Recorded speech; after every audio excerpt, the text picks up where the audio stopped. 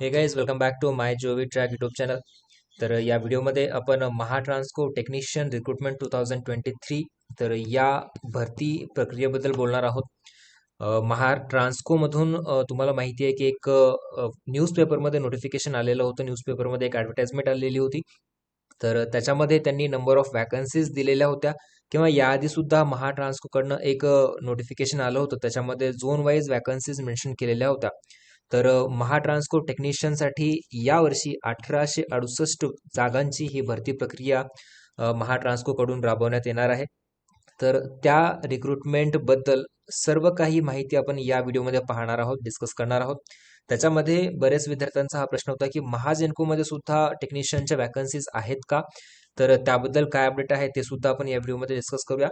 आणि महाट्रान्सकोची जी टेक्निशियनची वॅकन्सीज आहेत त्याच्यामध्ये झोन वाईज वॅकन्सीज किती आहेत, झोन वाईज जागा किती आहेत, एज्युकेशनल क्वालिफिकेशन काय आहे, शैक्षणिक अर्हता, वयोमर्यादा काय आहे, तुमची सॅलरी किती असेल, परीक्षेचे स्वरूप, एक्झामचा पॅटर्न काय असेल, एक्झामचा सिलेबस काय असेल, त्याच्यासोबतच निगेटिव्ह मार्किंग कशी आणि किती असेल, आणि हा सर्वात महत्त्वाचा पॉईंट आहे जे 10% एक्स्ट्रा मार्क्स कुणाला मिळतील आणि ते कसे मिळतील, तर ते सुद्धा आपण या व्हिडिओमध्ये डिस्कस करणार आहोत. आणि महत्वाची जे काही डॉक्युमेंट्स तुमचे आहेत, कोणकोणते डॉक्युमेंट्स तुम्हाला लागणार आहेत एक्झामचा फॉर्म भरण्यासाठी, तर त्याबद्दल सुद्धा आपण या व्हिडिओमध्ये डिस्कस करणार आहोत. आणि शेवटी तुम्हाला वाचायला जे काही महत्वाची पुस्तके आहेत, जिथून तुमचं सिलेबस कव्हर होईल, तर ती पुस्तके सुद्धा आपण डिस्कस करणार आहोत. आणि अशाच प्रकारचे महाट्रान्सको, महाजेनको, महाडिस्कॉम, एई, जेई किंवा टेक्निशियन या एक्झामच्या रिक्रुटमेंट बद्दलची जर अपडेट्स तुम्हाला पाहिजे असतील तर तुम्ही नक्कीच टेलिग्राम चॅनल जॉईन करू शकता. टेलिग्राम चॅनलची लिंक जी आहे ती डिस्क्रिप्शनमध्ये दिलेली आहे. ठीक आहे. जसं मी तुम्हाला आता सांगितलं की आपण या व्हिडिओमध्ये कोणकोणते टॉपिक्स डिस्कस करणार आहोत. महाजेन्कोचं अपडेट, त्याच्यानंतर vacancy, zone wise vacancies, education qualification, age limit, salary, selection process कशी असणार आहे, एक्झामचा पॅटर्न, निगेटिव्ह मार्किंगची काय असणार आहे, 10% एक्स्ट्रा मार्क्स, त्याच्यानंतर टाय, जर तुम्हाला सेम मार्क्स असतील, टाय केस होत असेल तर त्या केसमध्ये काय होणार, सिलेक्शन लिस्ट कशा प्रकारे लागणार आहे, डॉक्युमेंट्स कोणकोणते रिक्वायर्ड आहेत, एक्झामचा सिलेबस काय असेल, नॉन टेक्निकल सुद्धा आणि टेक्निकल सुद्धा, आणि मराठी नॉलेजचं तुम्हाला ज्ञान आवश्यक आहे का, असेल नसेल तर काय तिथे केस असणार आहे, तर ते सर्व डिटेल्स आपण या व्हिडिओमध्ये पाहणार आहोत. आणि अजूनपर्यंत तुम्ही जर माय जोबी ट्रॅक या युट्यूब चॅनलला सबस्क्राईब नसेल केलं तर सबस्क्राईब करून बेल आयकॉन प्रेस करा, जेणेकरून अशाच प्रकारचे MSCB एक्झामच्या रिलेटेड जेवढे काही अपडेट्स असतील ते तुम्हाला आपल्या याच यूट्यूब चॅनलवरती कळतील. तर सुरुवातीला महानिर्मिती, महाजेनको टेक्निशियन बद्दल आपण एक अपडेट देऊया. तर हे नोटिफिकेशन आहे 17 जुलै 2023चं. तुम्हाला माहिती आहे महाजेनको मध्ये सुद्धा टेक्निशियन पदाच्या वॅकन्सीज आहेत. जवळपास मला वाटतं 500 प्लस तरी वॅकन्सीजची रिक्रुटमेंट यावर्षी येणार आहे. यावर्षी काय, पुढच्या काही दिवसातच येणार आहे.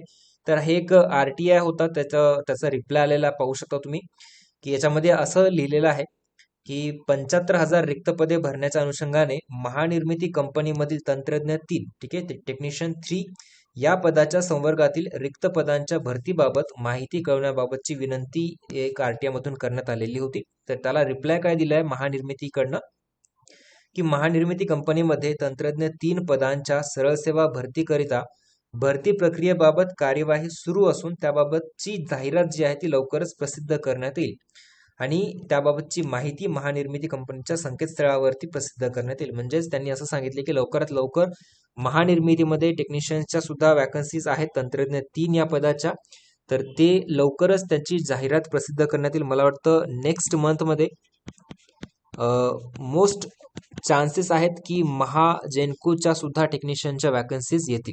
आणि महाट्रान्सकोची ऑलरेडी ॲड आलेली, म्हणजे न्यूजपेपरमध्ये त्यांनी ॲडव्हर्टाइजमेंट दिलेली होती. महाट्रान्सकोमध्ये तुम्ही पाहू शकता असिस्टंट टेक्निशियन जनरल 1868, इथे पाहू शकता 1868 जागा आहेत असिस्टंट टेक्निशियन जनरलच्या, आणि 390 आहेत असिस्टंट इंजिनियर एईच्या आहेत 390. तर ऑलरेडी म्हणजे मागच्या 2 वीक पूर्वी न्यूजपेपरमध्ये ही ॲडव्हर्टाइजमेंट आलेली होती आणि लवकरच याबाबतची जाहिरात सुद्धा मला वाटतं महाट्रान्सकोच्या वेबसाईटवरती पब्लिश होण्याचे जास्तीत जास्त चान्सेस आहेत. तर दोन्ही रिक्रुटमेंट ज्या आहेत, महाजेन्कोची टेक्निशियन, महाट्रान्सकोची एई सुरुवातीला येईल आणि त्याच्यानंतर मे बी एक तर दोन्ही सोबत येऊ शकतात, किंवा महाट्रान्सकोची एई सुरुवातीला येईल आणि महाट्रान्सकोची टेक्निशियन त्याच्यानंतर काही दिवसानंतर येईल. तर सर्वात जास्त चान्सेस आहेत की ह्या दोन्ही कंपनीमधील रिक्रुटमेंट जे आहे ते पुढच्या महिन्यामध्ये येण्याचे जास्तीत जास्त चान्सेस आहेत. तर तुम्ही तुमचा अभ्यास त्यानुसार चालू ठेवा, कारण रिक्रुटमेंट नोटिफिकेशन आल्यानंतर तुम्हाला हार्डली 2 महिने मिळतील, 2 किंवा 2.5 महिने मिळतील अभ्यास करण्यासाठी. त्याच्यानंतर IBPS तुमची एक्झाम कंडक्ट करणार आहे. ओके, तर या व्हिडिओमध्ये आपण महाट्रान्सपोर्ट टेक्निशियन बद्दल जेवढी काही माहिती आहे ती आपण घेऊया. तर बऱ्याच विद्यार्थ्यांचा हा एक प्रश्न होता की झोन वाईज वॅकन्सीज किती आहेत आणि आपण कसं अप्लाय करणार. जेव्हा ऑनलाईन ऍप्लिकेशन फॉर्म चालू होईल तेव्हा आपण वेगवेगळ्या झोनसाठी अप्लाय करू शकतो का, हा एक महत्त्वाचा प्रश्न होता. तर सुरुवातीला आपण झोन वाईज वॅकन्सीज पाहून घेऊया. अमरावती झोनमध्ये पहा 90 वॅकन्सीज आहेत, औरंगाबादमध्ये 338 आहेत, नागपूरमध्ये 24, नाशिकमध्ये 317, पुणेमध्ये 432, कराडमध्ये 345, वाशीमध्ये 313 आणि ऐरोलीमध्ये 9. असं एकूण जर तुम्ही सर्वात जास्त पाहिलं तर 432 वॅकन्सीज आहेत पुणे झोनमध्ये, परिमंडळ पुणे. टोटल आहेत 1868 आणि जसं न्यूजपेपरमध्ये सुद्धा ॲडव्हर्टाइजमेंट आलेली होती तर 1868 जागांसाठी ही रिक्रुटमेंट नोटिफिकेशन येणार आहे. तर अशा प्रकारचे झोन वाईज वॅकन्सीज आहेत. आणि सर्वात महत्त्वाचा प्रश्न की तुम्ही वेगवेगळ्या झोनमध्ये ॲप्लिकेशन फॉर्म भरू शकता का, तर नाही. जेव्हा तुम्ही ऑनलाईन ॲप्लिकेशन फॉर्मची लिंक स्टार्ट होईल तेव्हा तुम्हाला या झोनपैकी कुठल्या तरी एका झोनमध्ये ॲप्लिकेशन फॉर्म फिलअप करावा लागेल. प्रत्येक झोनमध्ये तुम्ही तुमच्या कॅटेगरी वाईज जागा पहा आणि त्याच्यानुसार ठरवा की तुम्हाला कुठल्या झोनमध्ये ॲप्लिकेशन फॉर्म फिलअप करायचा आहे. नेक्स्ट, आता आपण पाहूया शैक्षणिक अर्हता काय असेल. एज्युकेशन क्वालिफिकेशन तुम्हाला माहिती असेल की यामध्ये 10th+ ITI आणि ते सुद्धा इलेक्ट्रिशियन या ट्रेडमध्ये इथं दिलेलं आहे. शिकाऊ उमेदवारी कायदा 1961 अंतर्गत राष्ट्रीय व्यवसाय प्रशिक्षण परिषद NCTVT नवी दिल्ली यांनी प्रदान केलेली वीज तंत्री या व्यवसायातील राष्ट्रीय शिकाऊ उमेदवारी प्रमाणपत्र धारक किंवा औद्योगिक प्रशिक्षण संस्थेकडून वीज तंत्री व्यवसायातील पाठ्यक्रम पूर्ण केल्यानंतर राष्ट्रीय व्यवसाय प्रशिक्षण परिषद NCTVT नवी दिल्ली यांनी प्रदान केलेले वीज तंत्री या व्यवसायातील राष्ट्रीय व्यवसाय प्रमाणपत्र धारक. म्हणजेच ITI तुमच्याकडे ITIची सर्टिफिकेट असलं पाहिजे 10th+ ITI इलेक्ट्रिशियनमध्ये. आणि अनुभवची गरज नाहीये, अनुभव नसला तरी तुम्ही अप्लाय करू शकता आणि ही एक्झाम देऊन तुम्ही सिलेक्ट होऊ शकता. शैक्षणिक अर्हता पाहिलेला आहे आपण. त्याच्यानंतर एज लिमिट पाहूया की काय एज लिमिट आहे. तर एक्झाम फॉर्मची जी लास्ट डेट असेल ती लास्ट डेट रोजी उमेदवाराचे किमान वय 18 वर्ष व कमाल वय 33 वर्ष पूर्ण असायला पाहिजे. आणि वयोमर्यादाकरिता माध्यमिक व उच्च माध्यमिक शिक्षण मंडळ SSC किंवा HSC किंवा जे तुमचं TC असतं, शाळा सोडल्याचा दाखला, यांच्याकडील प्रमाणपत्रावर नोंदवलेली दर्शवलेली जन्मतारीख ग्राह्य धरण्यात येईल. म्हणजे तुमची जन्मतारीख कुठली कन्सिडर करतील तर TC किंवा मार्कशीटवरती जी जन्मतारीख असेल ती कन्सिडर करता येईल. आणि एक्झाम फॉर्म फिलअप करण्याच्या शेवटच्या दिवसापर्यंत तुमचं मिनिमम वय 18 वर्ष असलं पाहिजे आणि मॅक्सिमम वय 33 वर्ष असलं पाहिजे.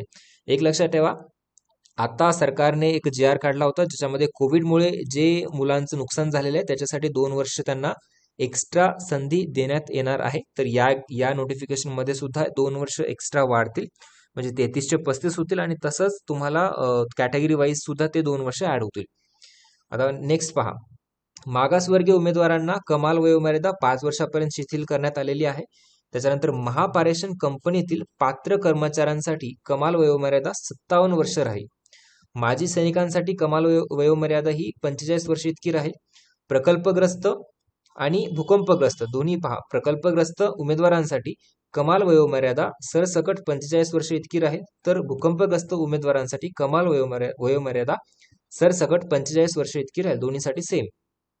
आता खेळाडूंसाठी राखीव असलेल्या आरक्षणाअंतर्गत अर्ज करणाऱ्या उमेदवारांकडे जाहिरातीत विहित केलेली किमान शैक्षणिक व इतर अर्हता असल्यास त्यांच्यासाठी कमाल वयोमर्यादा 5 वर्ष ही शिथिलक्षम राहील. म्हणजे खेळाडूंसाठी एक्स्ट्रा 5 वर्ष, प्रकल्पग्रस्त भूकंपग्रस्तांसाठी सरसकट 45 वर्ष, माजी सैनिकांसाठी 45 वर्ष, महापारेषणमधील कंपनीतील पात्र कर्मचाऱ्यांसाठी 57 वर्ष आणि मागासवर्गीयांसाठी 5 वर्ष शिथिल. त्याच्यानंतर पात्र अपंग उमेदवारांकरिता सर्वसाधारण कमाल वयोमर्यादा 10 वर्षापर्यंत शिथिल राहील. आणि त्याच्यानंतर इकडे तदर्थ महाराष्ट्र राज्य विद्युत मंडळ महापारेषण कंपनीमध्ये यशस्वीरित्या वीज तंत्री या व्यवसायातील शिकाऊ उमेदवारी प्रशिक्षण पूर्ण केलेल्या उमेदवारांकरिता त्यांच्या प्रशिक्षण कालावधी इतकी कमाल वयोमर्यादा शिथिलक्षम राहील. तर ही सर्व डिटेल्स आपण पाहिलेली आहे एज लिमिट बद्दल. आता आपण पाहूया सिलेक्शन प्रोसेस. सिलेक्शनची प्रोसेस काय असेल. पदाकरिता लेखी परीक्षा ही ऑनलाईन पद्धतीने घेण्यात येईल. ऑब्व्हियसली तुम्हाला माहिती आहे IBPS ही एक्झाम कंडक्ट करते. MSCBच्या जेवढ्या काही एक्झाम्स आहेत त्या IBPS कंडक्ट करते. तर तुमची सुद्धा ऑनलाईन पद्धतीने परीक्षा घेण्यात येईल. अर्ज प्राप्त झालेल्या उमेदवारांची वस्तुनिष्ठ स्वरूपाची म्हणजेच ऑब्जेक्टिव्ह टाईप ऑनलाईन परीक्षा घेण्यात येईल. सदर परीक्षा ही पदाकरिता आवश्यक असलेली शैक्षणिक अर्हता व सामान्य अभियोग्यता चाचणी जनरल ऍप्टिट्यूड यावर आधारित राहील. म्हणजे काय, तुमचं टेक्निकल सुद्धा असेल. टेक्निकल म्हणजे जे इलेक्ट्रिशियन चा जो सिलेबस आहे त्याच्या सोबतच ऍप्टिट्यूड, तर दोन्ही हे तुमचे टॉपिक्स कव्हर होतील. अशा प्रकारे तुमची ऍप्टिट्यूड म्हणजे objective type test online test घेण्यात येईल. आता एक्झाम पॅटर्न काय आहे ते डिटेलमध्ये पाहूया.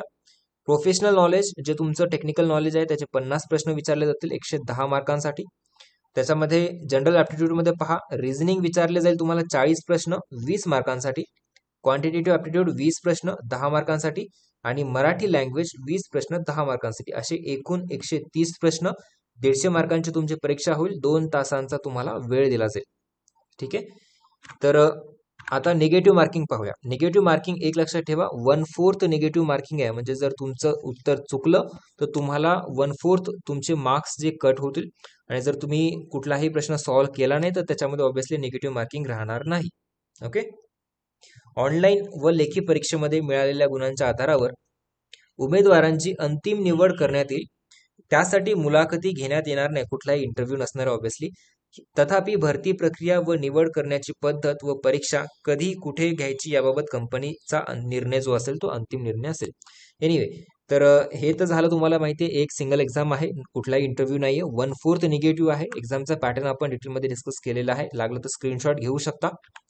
त्याच्यानंतर आता इथे जे अप्रेंटिसशिप केलेले विद्यार्थी असतात, शिकाऊ उमेदवारी प्रशिक्षण घेतलेले उमेदवार जे असतात, तर त्यांच्यासाठी महत्वाचं आहे. पहा, महाराष्ट्र राज्य विद्युत मंडळ महापारेषण कंपनीमध्ये यशस्वीरित्या वीज तंत्री या व्यवसायात शिकाऊ उमेदवारी प्रशिक्षण पूर्ण केलेल्या सर्व अर्हता धारण करणाऱ्या उमेदवारांना त्यांनी ऑनलाईन परीक्षेमध्ये मिळवलेल्या गुणांच्या 10% अधिक गुण त्यांच्या लेखी परीक्षेतील गुणांमध्ये मिळून येणाऱ्या गुणांच्या आधारे अंतिम निवड यादी तयार करण्यात येईल.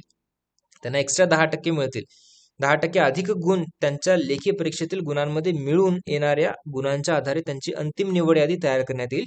त्यासाठी उमेदवाराने वीज तंत्री या व्यवसायात शिकाऊ उमेदवारी पूर्ण केल्याबाबतचे महापारेषण कंपनीने जारी केलेले प्रमाणपत्र ऑनलाईन अर्जासोबत इतर कागदपत्रांबरोबर स्कॅन करून अपलोड करणे आवश्यक आहे. अन्यथा अतिरिक्त गुणांचा लाभ मिळणार नाही याची नोंद घ्यावी. ऑब्व्हियसली जर तुमचं अप्रेंटिसशिप झालेलं असेल महाट्रान्सको या कंपनीमध्ये तर तुम्हाला 10% एक्स्ट्रा गुण मिळतील. पण जेव्हा तुम्ही ऑनलाईन ऍप्लिकेशन फॉर्म फिलअप करता तेव्हा तुमच्याकडे ते सर्टिफिकेट असणं गरजेचं आहे आणि ते तुम्हाला तिथे अपलोड करावं लागेल, तरच तुमचे एक्स्ट्रा मार्क्स कन्सिडर करण्यात येईल, नाहीतर तुम्हाला एक्स्ट्रा मार्क्स ते मिळणार नाहीत. दुसरं पॉइंट असा आहे की प्रकल्पग्रस्तांना अतिरिक्त गुण. महापारेषण कंपनीच्या प्रकल्पग्रस्तांना, ठीक आहे, जे प्रकल्पग्रस्त एरियामध्ये येतात त्यांनी ऑनलाईन परीक्षेमध्ये मिळवलेल्या गुणांच्या 10% अधिक गुण त्यांच्या लेखी परीक्षेतील गुणांमध्ये मिळून येणाऱ्या गुणांच्या आधारे त्यांची अंतिम निवड यादी तयार करण्यात येईल.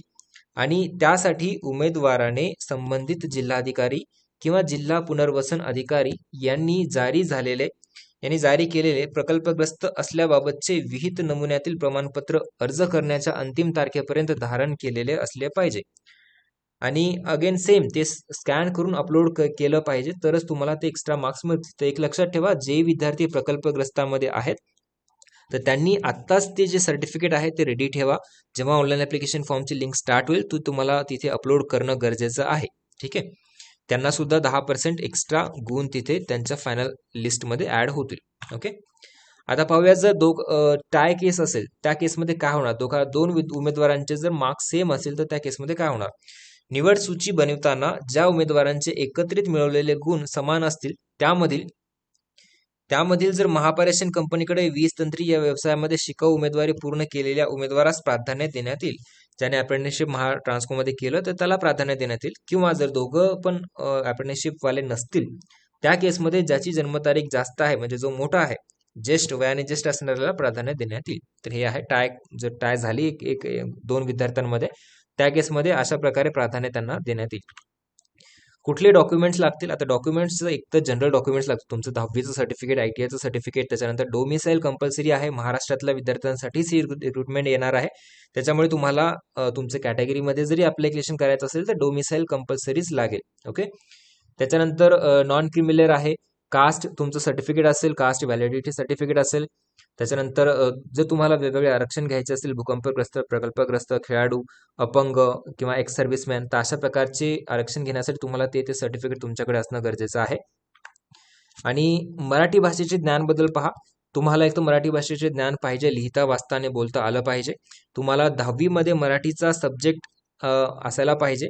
आता इथे पहा, उमेदवारास मराठी भाषेचे ज्ञान असल्याबाबत खालीलप्रमाणे प्रमाणपत्र ऑनलाईन अर्जासोबत अपलोड करणे आवश्यक राहील. आता जेव्हा तुम्ही ऑनलाईन ऍप्लिकेशन फॉर्म फिलअप कराल तेव्हा मराठी भाषेचे सुद्धा प्रमाणपत्र अपलोड करायला पाहिजे.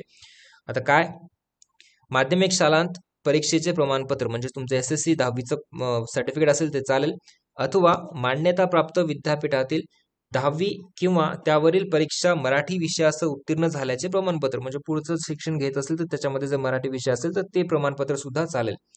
किंवा उमेदवारास मराठी भाषा लिहिता व वाचता येत असल्याबाबतचे मान्यताप्राप्त विद्यापीठ किंवा संस्थांकडील मराठी भाषेच्या प्राध्यापकाच्या स्वाक्षरीचे व त्यावर सदर विद्यापीठ संस्थेच्या प्राचार्याची प्रतीक स्वाक्षरी असलेले प्रमाणपत्र, जे एखाद्या कॉलेजकडनं त्यांचे प्रिन्सिपल किंवा मराठी भाषेचे जे शिक्षक त्यांच्याकडनं लिहून घ्यायला पाहिजे की तुम्हाला मराठी बोलता लिहिता वाचता येतं. निवड झालेल्या उमेदवारास मराठी भाषेचे ज्ञान असणे अपेक्षित आहे, परंतु मराठी भाषेचे ज्ञान नसलेल्या उमेदवारास सेवेत रुजू झाल्याच्या तारखेपासून 3 वर्षांच्या आत मराठी भाषा परीक्षा उत्तीर्ण होणे अनिवार्य राहील. ठीक आहे, हे लक्षात ठेवा. जर नसेल तर तुम्हाला 3 वर्षामध्ये ते एक्झाम देऊन 10वीची परत मराठी भाषा उत्तीर्ण झाल्याचं सर्टिफिकेट तुम्हाला घ्यावं लागेल. आता आपण डिटेलमध्ये एक्झामचा सिलेबस पाहूया. सुरुवातीला टेक्निकलचा सिलेबस पाहूया आणि त्याच्यानंतर नॉन टेक्निकलचा सिलेबस पाहूया. आणि अगेन आपण लास्टला बुक्स कोणते रेफर करायचे तुमच्या एक्झामसाठी ते सुद्धा डिस्कस करणार आहोत. तर व्हिडिओ जो आहे तो शेवटपर्यंत पहा. आणि हे सर्व PDF याची आपल्या टेलिग्राम चॅनलवरती अवेलेबल करून देण्यात येईल. तर जर तुम्हाला टेलिग्राम चॅनल जॉईन करायचं असेल तर डिस्क्रिप्शनमध्ये टेलिग्राम चॅनलची लिंक आहे अवेलेबल, तर त्यावरती क्लिक करून तुम्ही टेलिग्राम चॅनल जॉईन करू शकता.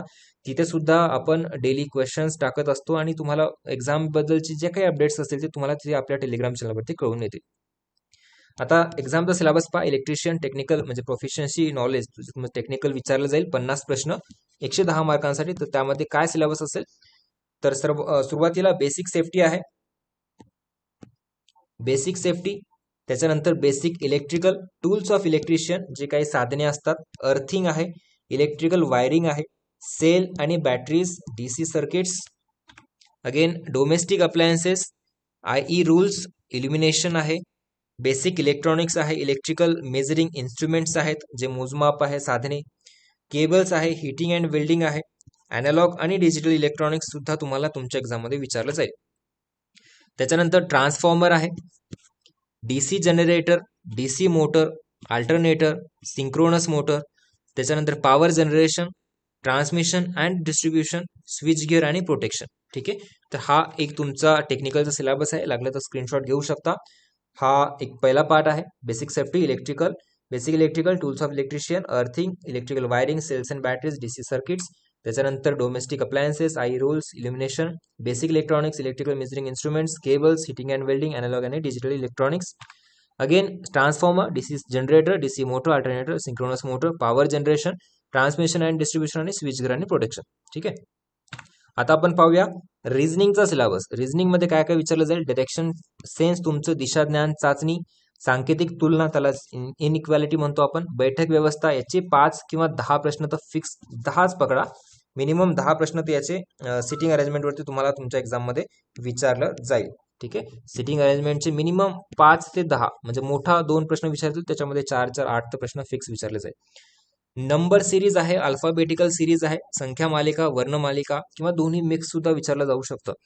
रँकिंग आणि ऑर्डर्स, क्रमवारी व क्रम, कोडिंग डिकोडिंग आहे, ब्लड रिलेशन तुमचे नातेसंबंधावरील 2-3 प्रश्न तुम्हाला विचारला जाईल. पझल्स असतील, सिलॉजिझम असेल. तर हा आहे रिझनिंगचा एक सिलेबस. त्याच्यामध्ये जास्त फोकस तुमचा सिटिंग अरेंजमेंटवरती असलं पाहिजे, त्याच्यानंतर ब्लड रिलेशनवरती असलं पाहिजे, नातेसंबंध आणि डायरेक्शन सेन्सवरती असलं पाहिजे, कारण याचे मल्टिपल क्वेश्चन्स असतात, 3, 4, 2, 3 अशा प्रकारचे प्रश्न विचारले जातात. आता ॲप्टिट्यूडची सिलेबस पहा. ॲप्टिट्यूड या सब्जेक्टमध्ये या सेक्शनमधून काय काय विचारलं जाईल? टाइम अँड वर्क, त्याच्यानंतर स्पीड आणि डिस्टन्स यावरती सुद्धा प्रश्न असतील. बोट अँड स्ट्रीम्स, बोट आणि प्रवाह, वेग आणि अंतर, वेळ आणि काम. त्याच्यानंतर ट्रेनवरती सुद्धा प्रश्न विचारले जाईल. पाईप आणि टाकी यावरती सुद्धा प्रश्न असतील. व्याजमध्ये तुमचं सिम्पल इंटरेस्ट आणि कंपाऊंड इंटरेस्ट, सरळ व्याज आणि चक्रवाढ व्याज सुद्धा याच्यावरती प्रश्न असतील. सरलीकरण, सिम्प्लिफिकेशन असेल. नफा आणि तोटा, त्याच्यानंतर संभाव्यता, प्रोबॅबिलिटी, परम्युटेशन, कॉम्बिनेशन याचा स्क्रीनशॉट घेऊ शकता तुम्ही. त्याच्यानंतर संख्या मालिका, नंबर सिरीज, मिक्सचर आणि अलिगेशन, मिक्सचर आणि संयोग.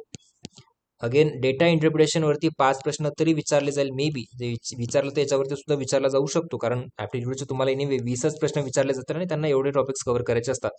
क्वाड्रॅटिक इक्वेशन्स आहे, रेशिओ आणि प्रपोर्शन, गुणोत्तर आणि प्रमाण यावरती सुद्धा प्रश्न असतील. एजेस वरती प्रश्न असतील, ॲव्हरेज वरती प्रश्न असतील. तर हा एकंदरीत तुमचा ॲप्टिट्यूड या सेक्शनचा सिलेबस आहे. हा पहिला पार्ट आणि हा सेकंड पार्ट. आता आपण पाहूया मराठीचा सिलेबस. मराठीमध्ये मराठी व्याकरण. आता मराठी व्याकरणमध्ये काय काय विचारलं जाईल तुम्हाला? शब्दांच्या जाती, नाम, सर्वनाम, विशेषण, क्रियापद, काळ यावरती प्रश्न विचारले जाऊ शकतात. प्रयोग आहे, प्रयोगवरती हमखास प्रश्न विचारले जाईल, 2 किंवा 3. वाक्यांचे प्रकार, समास, अलंकार, शब्दसिद्धी पण एकदम कन्फर्म टॉपिक आहे. विरामचिन्हे आहे, शुद्ध अशुद्ध शब्द यावरती तर हमखास प्रश्न असतात. म्हणी व त्यांचे प्रकार, म्हणी व त्यांचे अर्थ, वाक्यप्रचार व त्यांचे अर्थ, समानार्थी विरुद्धार्थी शब्द. तर हा सिलेबस आहे मराठीचा. यावरनं तुम्हाला सुद्धा एक्झाममध्ये प्रश्न विचारले जातील. तर तिन्ही आपण टेक्निकल आणि नॉन टेक्निकलचा सिलेबस डिस्कस केलेला आहे. ओके. आता शेवटी जर तुम्ही अजूनपर्यंत टेलिग्राम चॅनल जॉईन नसेल केलं, टेलिग्रामवरती ऑलरेडी 2002चे प्लस विद्यार्थी आपल्याकडे जॉईन झालेले आहेत. तुम्ही अजूनपर्यंत ते टेलिग्राम चॅनल जॉईन नसेल केलं तर technician_my_jovi_track हा आयडी आहे, किंवा डिस्क्रिप्शनमध्ये त्याची लिंक सुद्धा दिलेली आहे. तर ते टेलिग्राम चॅनल जॉईन करू शकता. आणि महाट्रान्सको एई असो, महाट्रान्सको टेक्निशियन, महाजेनको टेक्निशियन याबद्दलच्या टेस्ट सिरीज आपल्या तुम्हाला MyJovi_track या ॲपवरती अवेलेबल करून देण्यात येईल. काही दिवसातच आपण ह्या टेस्ट सिरीज लॉन्च करणार आहोत. मराठी ची टेस्ट सिरीज ऑलरेडी लॉन्च केलेली आहे. जर तुम्हाला ती अटेम्प्ट करायची असेल तर ती अटेम्प्ट करू शकता. फ्री टेस्ट सुद्धा आहेत आपल्याकडे. आणि अगेन तुम्हाला टेस्ट सिरीज जॉईन करायची असेल तर तुम्ही डिस्क्रिप्शनमध्ये MyJovi_track या ॲपची लिंक सुद्धा अवेलेबल आहे. त्यावरती क्लिक करून तुम्ही ॲप इन्स्टॉल करू शकता. काही दिवसामध्येच आपण टेक्निशियन या भरतीसाठी, एक्झामसाठी आपण टेस्ट सिरीज लॉन्च करणार आहोत. ते सुद्धा तुम्हाला डिटेलमध्ये याची माहिती तुम्हाला आपल्या टेलिग्राम चॅनलवरती मिळूनच जाईल. आणि व्हिडिओ आवडला असेल तर लाईक नक्कीच करा. आणि अजूनपर्यंत तुम्ही चॅनलला सबस्क्राईब नसेल केलं तर सबस्क्राईब करून बेल आयकॉन प्रेस करा, जेणेकरून अशाच प्रकारचे अपडेट्स तुम्हाला मिळत जातील. आणि या व्यतिरिक्त जर तुम्हाला काही अजून क्वेरीज असतील, काही डाऊट्स असतील तर तुम्ही कमेंट बॉक्समध्ये कमेंट करून विचारू शकता. Okay. Thank you so much for watching this video. Thank you.